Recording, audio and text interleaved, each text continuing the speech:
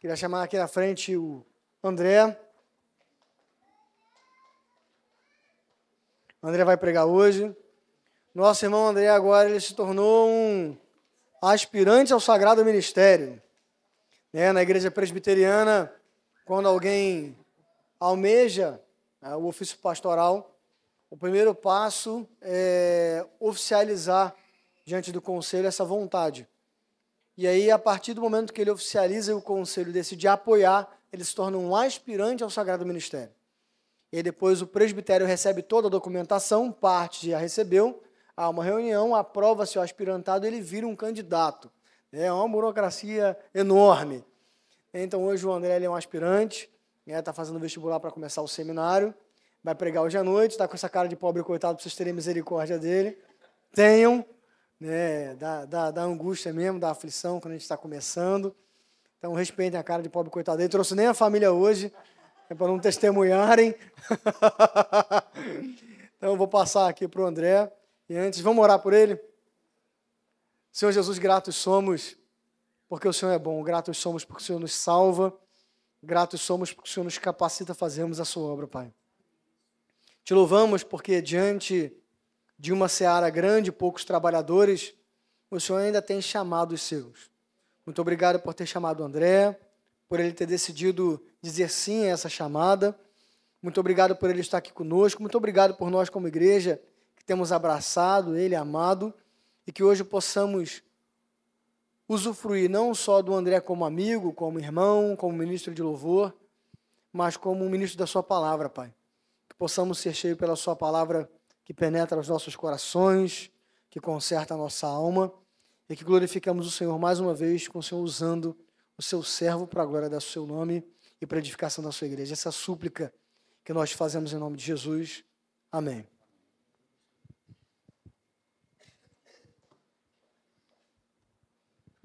Minha esposa e minha filha não vieram por causa de vergonha, não, tá? Fica tranquilo.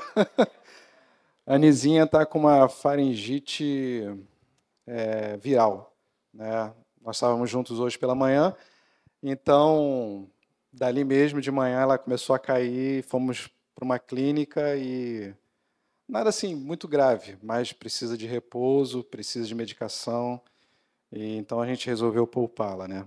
A Aline queria vir, mas assim, não tem como.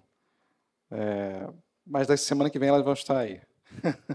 Meus irmãos, vamos ao que interessa. Vamos abrir a Escritura em Lucas, capítulo 15. Nós leremos do verso 11 ao verso 31. Nós estamos na série Uma Jornada Bíblica sobre o Perdão. E nós vamos falar hoje que o pecador arrependido deve ser humilde. Deve ser humilde. Vamos ler? Todos acharam? Lucas, capítulo 15, do verso 11 ao verso 31.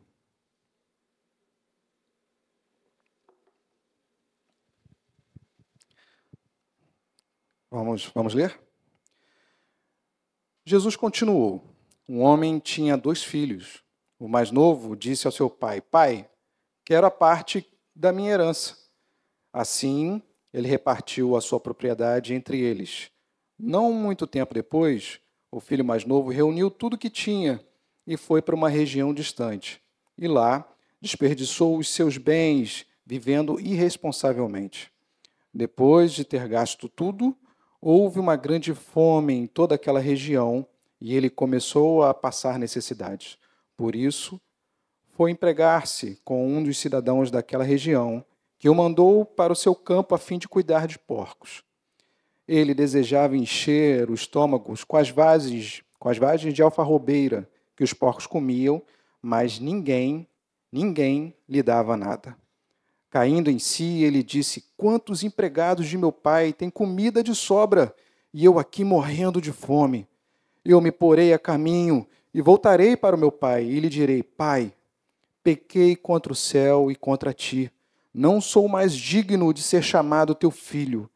Trata-me como um dos teus empregados. A seguir, levantou-se e foi para o seu pai.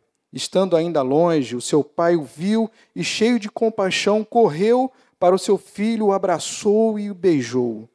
E o filho disse: Pai, pequei contra o céu e contra ti, não sou mais digno de ser chamado teu filho. Mas o pai disse aos seus servos: Depressa, tragam a melhor roupa e vistam ele. Coloquem um anel em seus dedos e calçados em seus pés. Tragam um novilho gordo e matem-no. Vamos fazer uma festa e alegrar-nos. Pois este meu filho estava morto e voltou à vida. Estava perdido e foi achado. E começaram a festejar o seu regresso. Enquanto isso, o filho mais velho estava no campo. Quando se aproximou de casa, ouviu a música e a dança, então chamou um dos servos e perguntou o que estava acontecendo. E ele respondeu: Seu irmão voltou e seu pai matou um novilho gordo, porque o recebeu de volta são e salvo. O filho mais velho encheu-se de ira e não quis entrar. Então seu pai saiu e insistiu com ele, mas ele respondeu ao pai: Olha, todos esses anos tenho trabalhado como um escravo ao teu serviço e nunca desobedeci às tuas ordens, mas tu nunca me deste nem um cabrito para eu festejar com os meus amigos. Mas quando volta para casa este teu filho, que esbanjou os teus bens com as prostitutas, matas o novilho gordo para ele. Disse o pai: Meu filho, você sempre está comigo e tudo o que eu tenho é seu. Mas nós tínhamos que celebrar a volta desse seu irmão e alegrar-nos, porque ele estava morto e voltou à vida, estava perdido e foi achado. Vamos orar mais uma vez? Senhor, aqui está a sua palavra.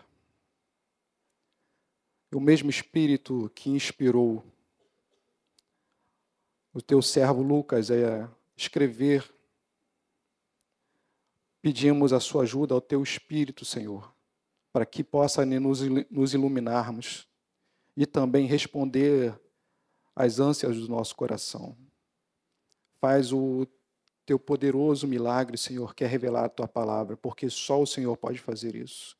Que apesar de mim, o Senhor abençoe a tua igreja. Por isso, peço para que o Senhor nos ajude contra as distrações, contra aquilo que está ocupando a nossa mente nesse momento. Repreende, Senhor, no teu poderoso nome, em nome de Jesus. Amém. Meus irmãos, nesse texto, nesse capítulo 15, temos 3 parábolas. E é a primeira vez que é narrado que os publicanos e os pecadores se aproximavam para ouvir Jesus.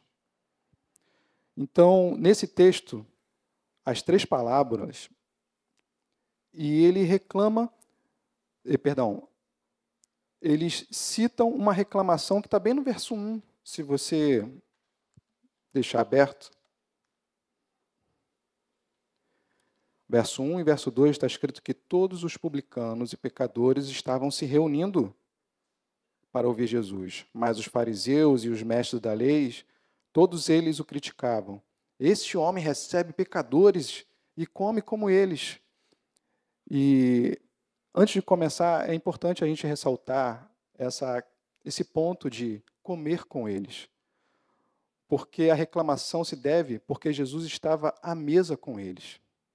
E mesa, para uma realidade que não é a nossa, como jogar a conversa fora, reunir com os amigos, fazer aquela resenha, como o pessoal sempre fala, é um símbolo de inclusão, é um símbolo de começar a nivelar, chamar para si.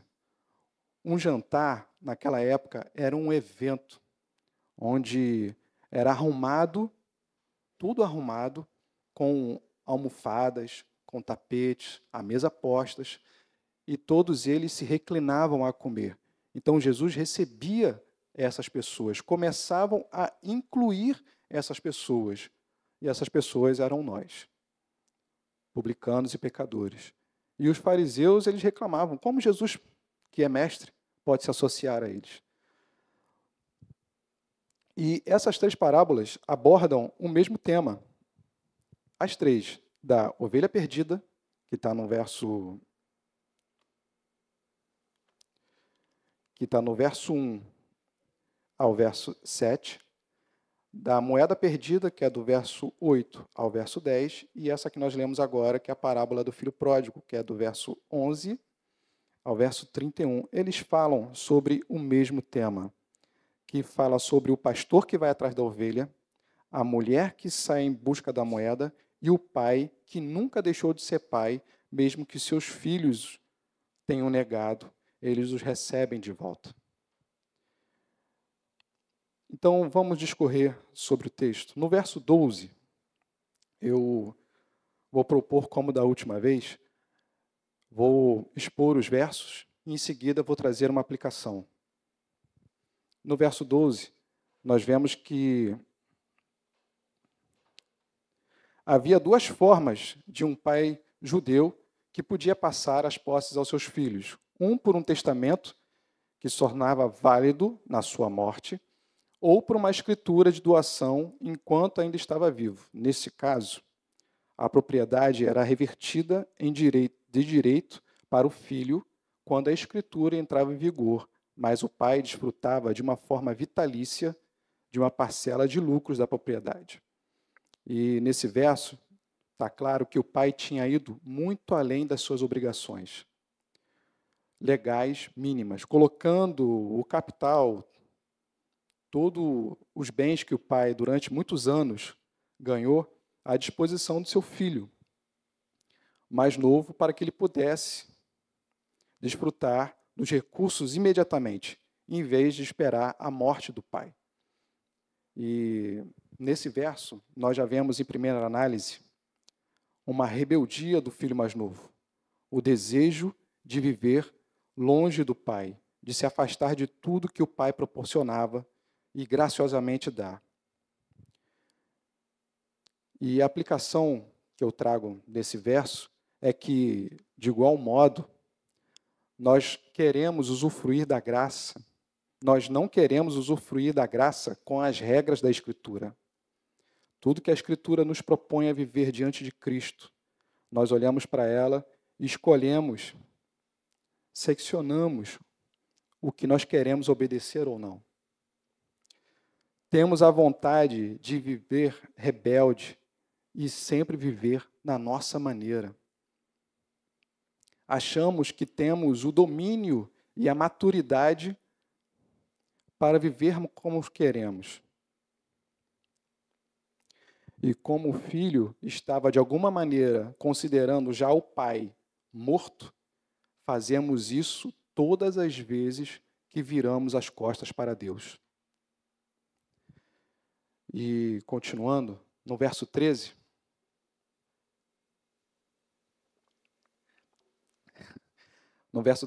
diz que ele, pouco tempo depois, reuniu tudo que tinha, vendeu e foi embora.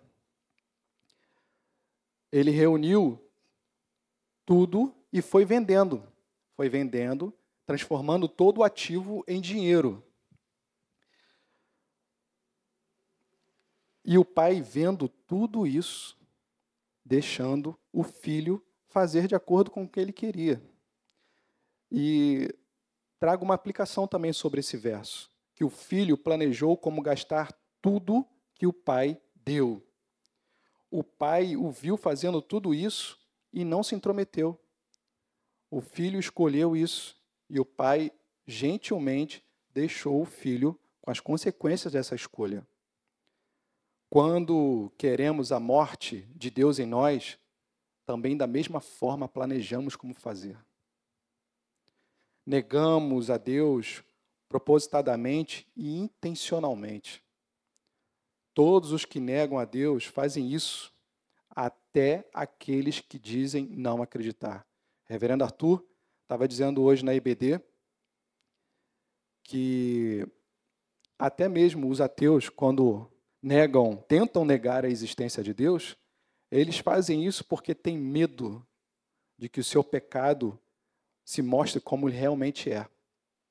E todas as defesas estruturadas em torno dessa ideia de pecado, ele tem medo de tudo que aquilo que ele construiu seja totalmente desconstruído, esfarelado, porque sabe que é mentira. E os teólogos dizem que os homens que não acreditam em Deus, eles negam a realidade de seus pecados. Lá no Salmo de número 14, verso 1, o salmista já dizia isso. Diz o tolo em seu coração, está escrito no Salmo. Deus não existe.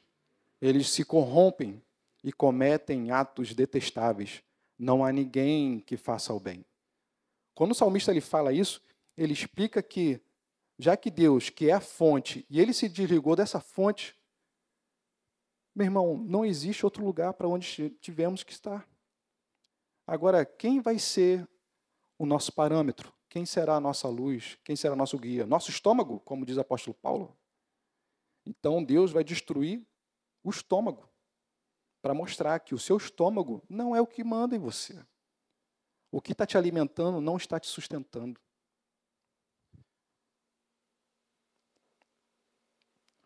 No verso 15, continuando,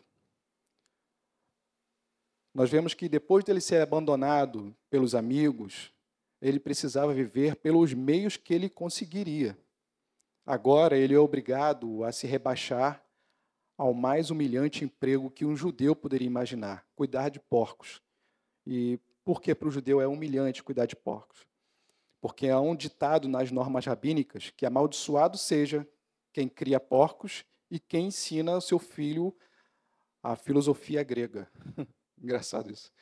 Um estado pecaminoso, meus irmãos, é um estado desenfreado de desperdício de alimento aos desejos que desrespeitam seu pai.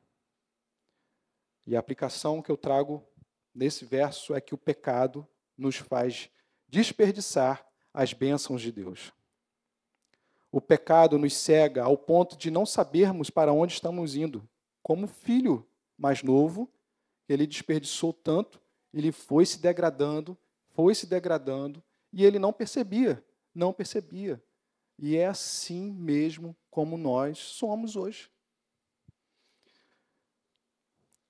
Ele chegou a um estado de calamidade que ele não percebeu.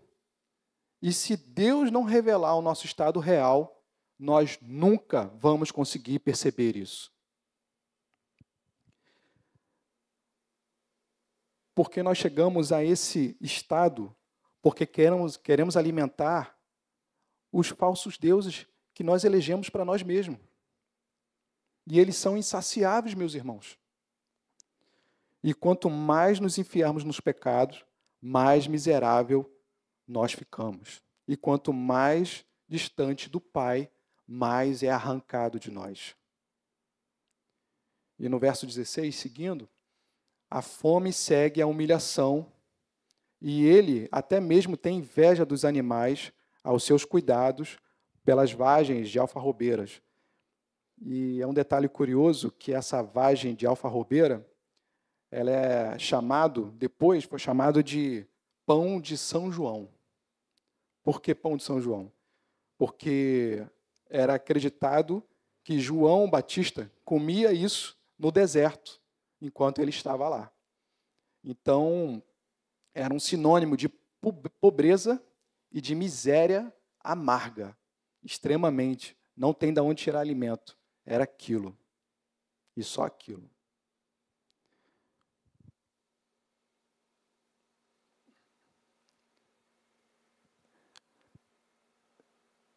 E a aplicação que eu trago, meus irmãos, é que quanto mais distante de Deus ficamos, mais desfigurado, mais degradados, mais distorcido ficamos. Ao ponto da gente invejar situações que antes nós tínhamos nojo, nós reprovávamos. E agora a gente concorda com aquilo. Quando estamos diante de Deus, nós começamos a considerar certas coisas como flerte nas costas do nosso cônjuge, seja online ou fisicamente, nos corrompendo com esquemas no trabalho, com mentiras, associando a conversas maliciosas, tirando vantagens, porque a gente olha para o nosso governo. Não estou levantando questão de bandeira, mas todos nós olhamos para o nosso governo e vemos algumas coisas que a gente não concorda. Então, já que o governo faz farei também. Faço um gato, faço um esqueminha. Nós aprovamos a justiça com as próprias mãos e concordamos literalmente com a realidade decadente desse mundo. E então, nessa hora, eu vou me expor. Teve um momento lá no trabalho que um auxiliar meu, ele morava, acredito eu que mora ainda, lá em Campo Grande. Não sei quantos conhecem Campo Grande. É longe. E ele falando que ele não sai de lá por nada. Eu falei, mas por que, cara? Ele, pô, quanto é que você paga de luz? Aí eu falei, tanto. Quanto que você paga de energia elétrica, de internet? Eu falei, tanto. E de TV para assinatura? Eu falei, cara, minha TV para assinatura é basicona. E é tanto. Ele fala, cara, eu pago R$ 35 na minha energia elétrica. Eu pago R$ 34 no gato da minha internet. Água, nem pago. Os homens botam lá para mim. E eu me peguei começando a concordar com aquilo. Eu falei, pô, meu irmão, uma coisa errada. Estou pagando muito caro para viver. Vou meter o pé para lá. Aí eu falei, Aline, vamos morar em Campo Grande. Morar em Campo Grande, pô. Tá dando certo essa vida aqui em Niterói, não. Tá muito caro. Ela, mulher sábia do jeito que é, virou para mim e falou assim, para de palhaçada. Da onde que você está tirando essa referência? Aí eu, como Natan, né, foi para Davi, ela foi para mim e falou assim, é verdade. Comecei a concordar, sem querer.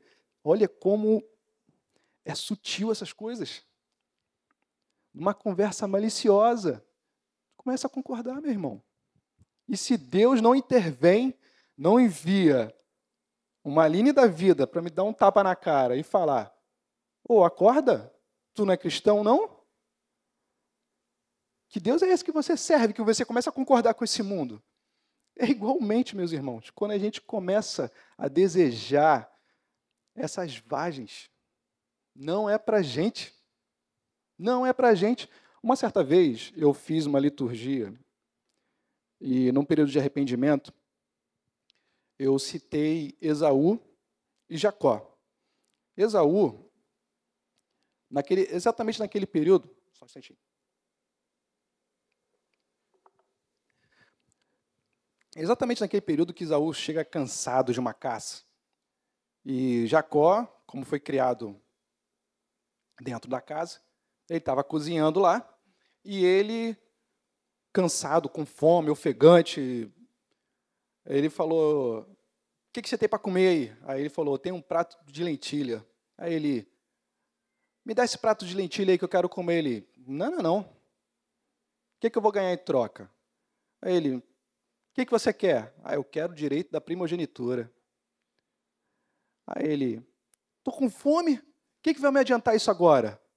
Toma o direito para você e eu quero comer.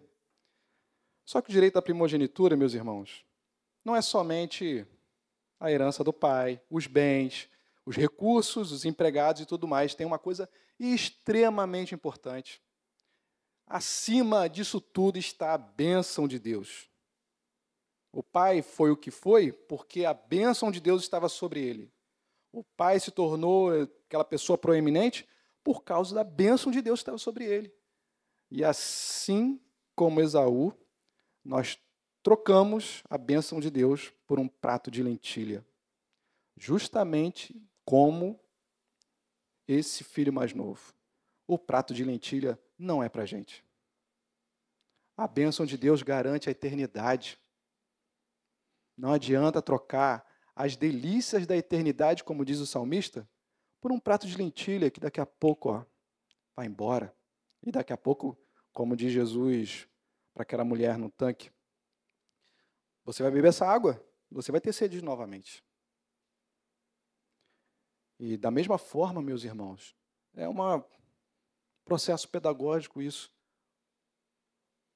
Como o que temos trocado? O que temos trocado pela delícia da eternidade? O que temos olhado para a eternidade e não visto ela tão atraente, tão fabulosa como ela é, como a Escritura mostra que é. Cristo verteu o seu sangue justamente para que possamos ir para a eternidade, não foi qualquer preço. E por que olhamos para as vagens de alfarrobeira ou para prato de lentilha e começamos a desejar isso? Seguindo do verso 17, 19 e 20, mostra que ele foi acordado... Opa!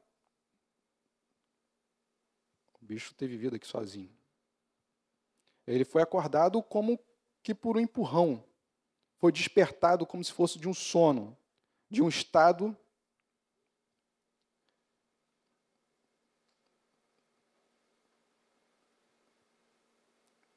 fica aí.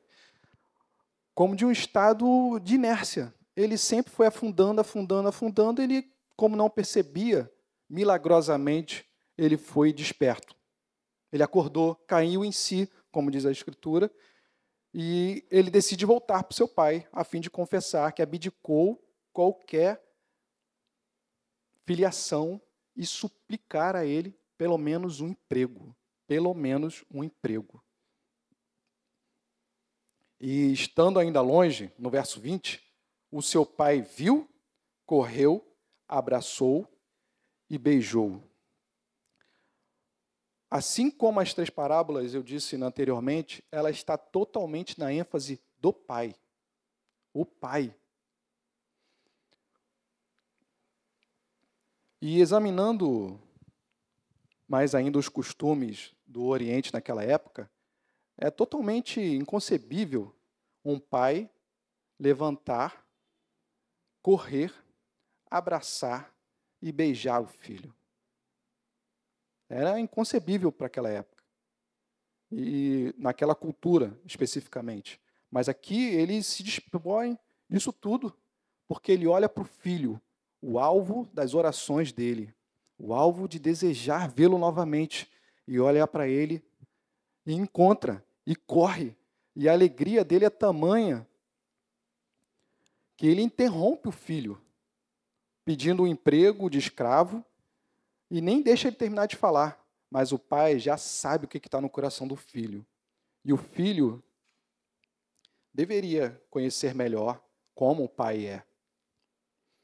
E ele é saudado como filho amado, e os servos recebem a ordem de vesti-lo, colocar a melhor roupa, que é uma roupa de convidado de honra, dá um anel, que é anel da família, de autoridade, e os calçados. E lembrando que os escravos não tinham esse direito. Não tinham anel, não tinham uma roupa de festa e nem tinham calçados. E matou também um novilho gordo. E o novilho gordo, ele era justamente engordado. Sabe aquela história que está engordando esse leitão para quando? Para o Natal? Antigamente, na Baixada Fluminense era assim, né? Quem é das antigas sabe o que é isso. O pessoal ouvia isso assim, está sabendo que aquele leitão está sendo preparado para ser fatiado para o Natal. E era festa, porque reunia a família, era gente para danar, e era um porco que sobrava até para a virada do ano. Então, é um costume como é aqui também. É fácil de visualizar isso, porque eu vivi uma parte disso. Uma festa assim, matava porco, matava galinha, matava e dava para os vizinhos quando sobrava, e daí dava para todo mundo. Era exatamente isso.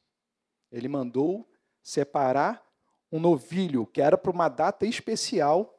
Ele viu o filho, falou assim, hoje é o dia especial.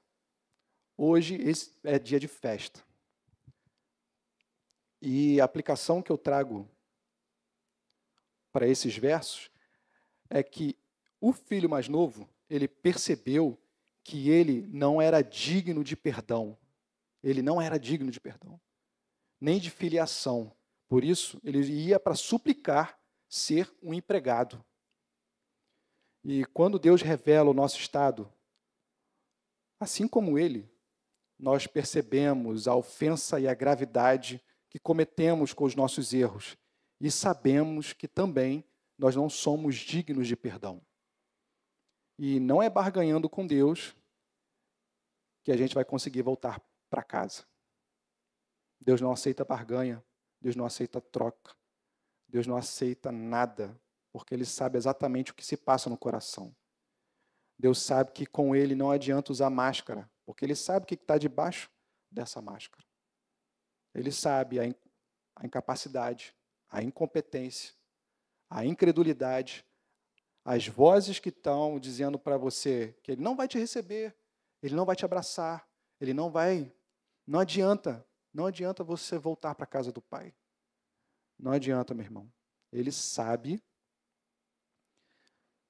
que só um verdadeiro arrependimento faz você voltar para a casa do Pai. E não importa o quão longe você foi e nem quão profundamente você se sujou, não existe limites para a mão de Deus. A mão de Deus soberana, grande, poderosa, que desenhou tudo que existe, que vemos detalhadamente. Não existe limite para isso. Não existe corrente tão poderosa que pode segurar você. E onde, como a Escritura diz, né? Onde abundou o pecado, superabundou a graça de Deus. E é claro que existem pessoas que acham que nunca foi filho de Deus, mas tem interesse em receber essa graça.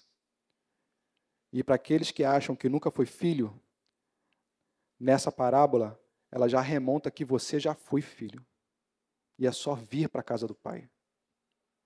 E o perdão sempre é precedido pelo arrependimento genuíno. É a fidelidade de Deus, está escrito lá em 1 João. Se confessarmos os nossos pecados, Deus é fiel e justo para nos purificar desses pecados e de toda injustiça. Ele é fiel e justo, nada pode mudar isso.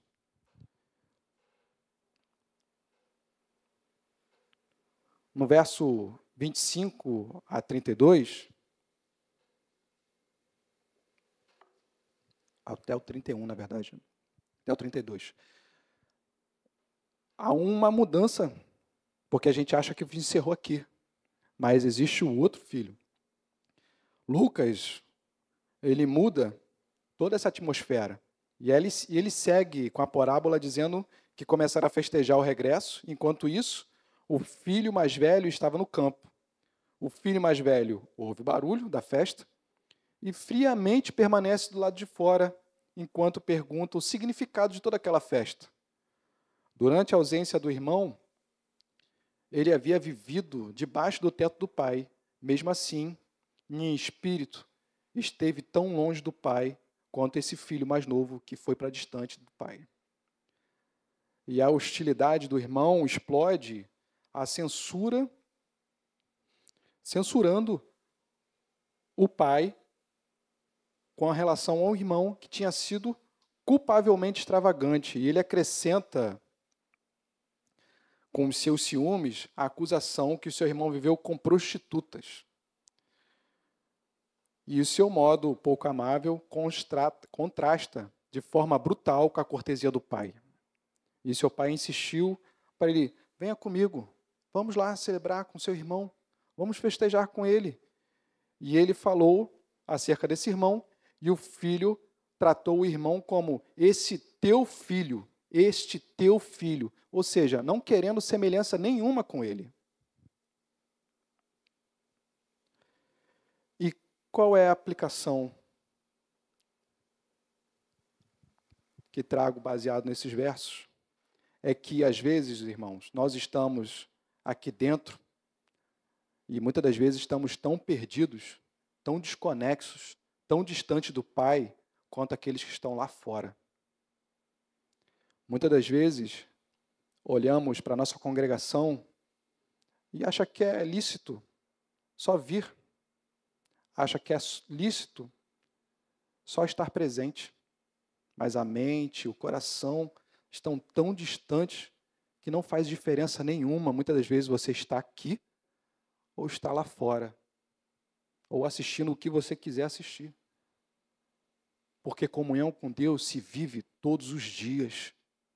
O Espírito de Deus nos empurra a servir os nossos irmãos. O Espírito de Deus nos conduz a olhar para o nosso irmão, a olhar com amor, com ternura, com graça, com misericórdia, porque sabe que você é tão igual a ele, carente, precisa urgentemente do amor, da graça de Deus, constantemente. Ou então, muitas das vezes, nós trocamos a comunhão com Deus pelo ativismo. Nos envolvemos em séries de eventos, em séries de eventos, em séries de eventos. Estou trabalhando na obra. Estou trabalhando na obra.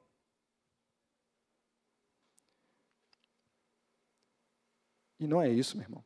Comunhão com Deus não é ativismo de agenda. Já orou pelo seu irmão durante essa semana? Já ligou para saber como ele está? Ou pelo menos trocou uma ideia pelo WhatsApp? Que a gente passa a semana, eu sei, eu não sou distante da realidade de todos. A semana engole. Muitas vezes no culto de terça-feira online, o reverendo Arthur pergunta, como é que você chegou aqui? E eu sempre falo, cansado. E é só terça-feira. Atropelado.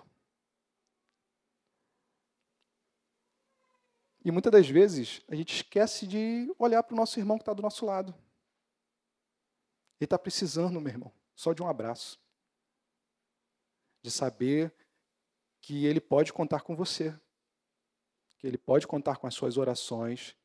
Que ele pode contar que você tem olhado para ele com amor, com graça. Porque ele está tão fora de si que ele não sabe disso. Ou, muitas das vezes, a gente troca a comunhão com Deus pela apatia e não conhece e nem reconhece as ações de Deus. A gente não reconhece as ações de Deus. Reverendo Arthur, na aula de hoje, falando sobre costumes,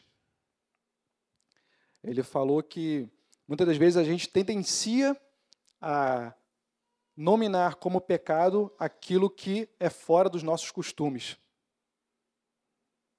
E às vezes a gente rotula realmente isso porque a gente desconhece como e quem é o nosso Pai e como o Pai age. Não, Deus age assim. Claro que Deus tem seus princípios, meus irmãos. Ele não vai fugir disso. Mas mesmo assim, a gente, por causa disso, a gente não consegue reconhecer a graça e a gente não consegue reconhecer as bênçãos.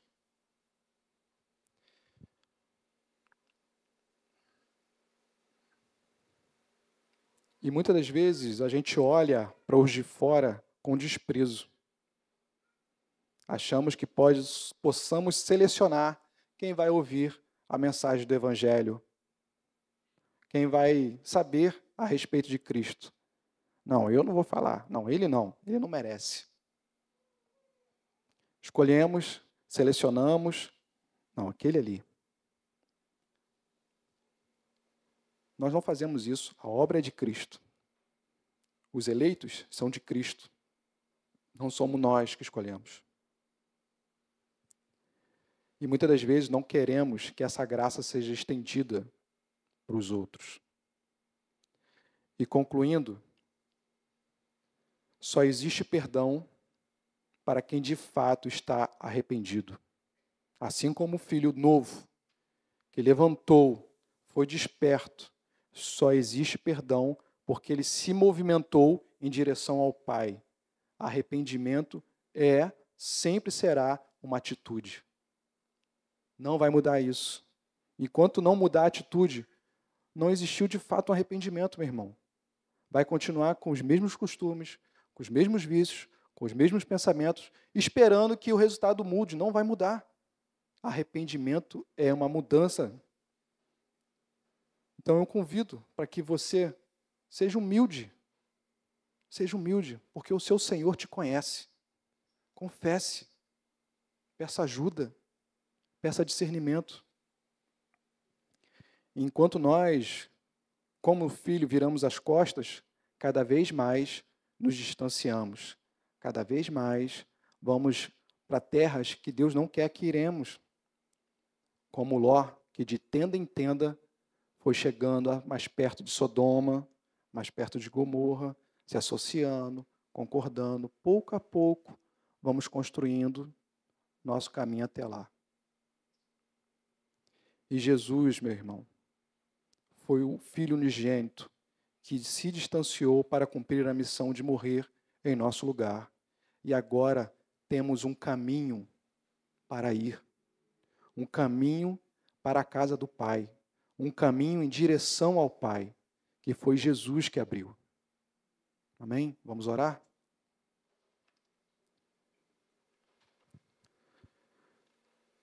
Glória te damos, Senhor, porque o Senhor fez aquilo que nós nunca conseguiríamos fazer. O nosso estado são como correntes que nos amarram no lamaçal do pecado, num estado de desgraça, de maldição, de profunda vergonha e de profunda insensibilidade. Por isso, Senhor, nos dá um coração humilde.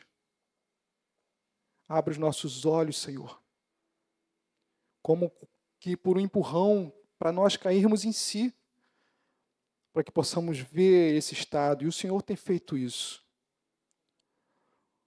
O Senhor faz isso, Deus. E desejamos isso todos os dias, para que a gente não seja como o filho mais novo que precisou ir tão profundo ao ponto de perceber que ele estava tão distante do pai e as atitudes estavam tão erradas. E que a gente também não seja como o filho mais velho, que está em casa, mas não reconhece o pai, não tem comunhão com o pai, não sabe o que o pai está fazendo, nem sabe o que o pai deseja. Por isso, Senhor, humildemente, converta-nos a Ti, Senhor. Glorifica o Teu nome em nosso meio, em nome de Jesus, Senhor. Amém.